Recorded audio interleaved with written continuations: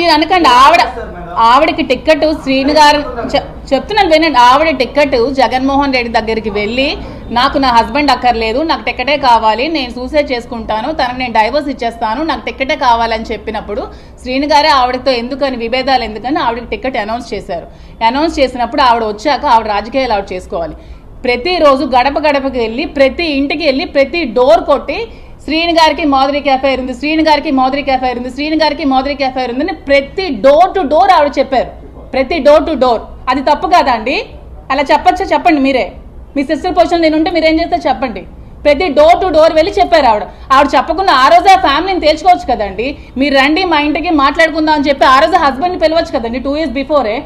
Ticket అడగకుండానే మీరు ఆమెతో మాట్లాడద్దండి, నాతో ఉండండి, మనం కలిసి ఉందాం, మీ టికెట్ చేయండి అని హస్బెండ్ సపోర్ట్ చేయొచ్చు కదండి. టికెట్ కోసం నువ్వు హస్బెండ్ వద్దనుకుని నువ్వు టికెట్ కోసం వెళ్ళి నా లైఫ్ని రోడ్డు పెట్టి అతని లైఫ్ని రోడ్డుని